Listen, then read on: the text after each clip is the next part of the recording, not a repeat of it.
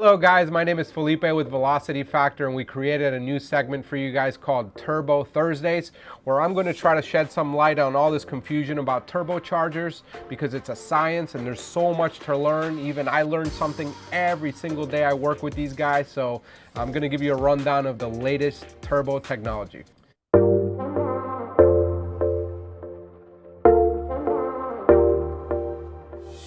All right, so first of all, we're gonna start off with OEM stuff.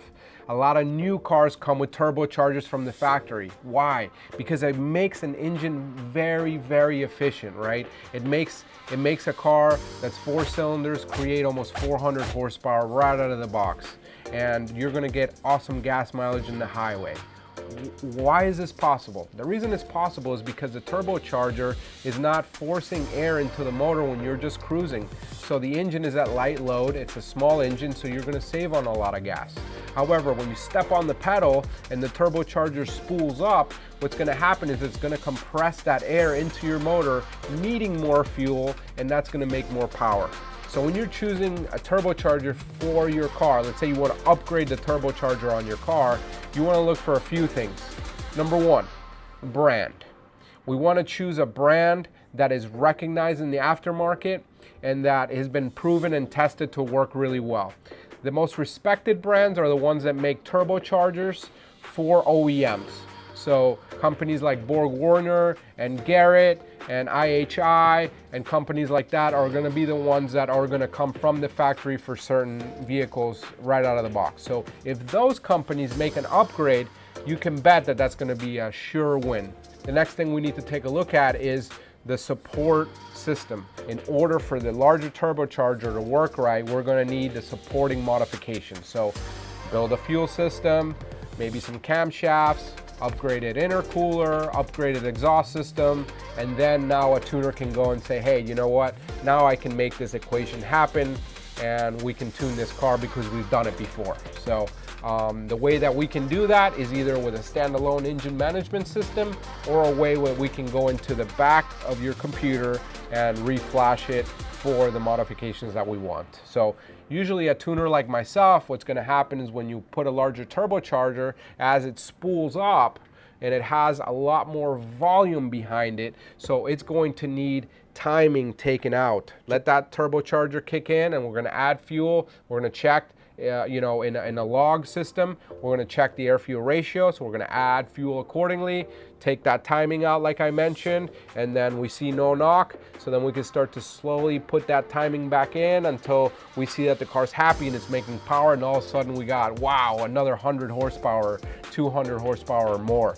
It's definitely worth it. So I'm going to talk about my favorite turbocharger as of yet, okay? And it's not new, it's been out for a few years, but for me it's still one of the strongest contenders. It is made by BorgWarner and it's an EFR series turbo. Now this turbo is awesome because it was developed for Indy cars and a lot of race cars, and it's trickled down into street cars, so we can put it on our cars now, so it's super exciting. What makes this turbocharger differently is the aerodynamics, the airflow coming into the compressor housing. The turbine wheel has a very, very specific billet wheel.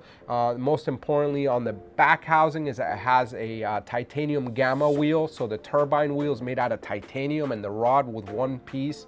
So it's super light, so it can spool really quickly. So it's just an overall awesome turbo. With this turbo back in the day, we were able to make well over 900 wheel horsepower on a simple Mitsubishi Evolution. I'm going to talk a little bit more about Wastegates and how those work, and that's going to be the way that the turbocharger can release the amount of air that it's getting coming into the exhaust. We have just two ways of controlling it.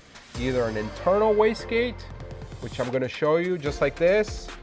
It's this flapper that opens and closes, and as you can see, it's built into the back housing, or an external wastegate, which is an external valve, so it's completely away from the turbocharger, and what it's going to do is it's going to open and release that exhaust gas before it enters the turbo to regulate the amount of boost pressure. And now I'm going to talk about the housings.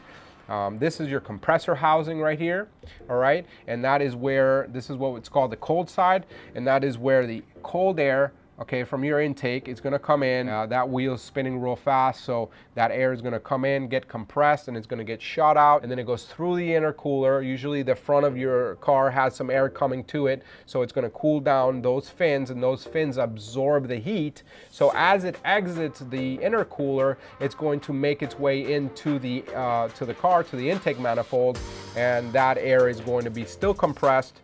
But when the valves open and it actually goes into the combustion chamber, it's under pressure. So when the injectors go ahead and open, it gets just the right amount of fuel in there, the right air-fuel ratio, and that's how that magic happens. Some of the other companies that I wanted to mention that are also elite in the turbocharger community are, of course, Garrett, and you have Borg-Warner. There's other companies like Precision that are very well respected. They make very big turbos. There's others like Turbonetics, and there's many more. There's also a lot of Japanese tuning houses like HKS and Tomei, where they'll use some components from, say Garrett or Borg-Warner, and they'll make their own back housings, like this HKS turbo right here. They made their own proprietary back housing to make the car spool up the way they want, to give the characteristics of the power band the way they want, and that's also very respected, right? Because they're brand names, and they also have their own quality control, and when they supply a whole entire turbo kit with manifold and downpipe, you know everything's gonna work right. So those are usually some really cool kits that you're gonna wanna look out for from very well respected companies in the industry. So please join us next week for another episode of Turbo Thursday, as we're going to go in more depth and more detail and more technical about turbochargers. And I really appreciate you watching. Until next time, take care.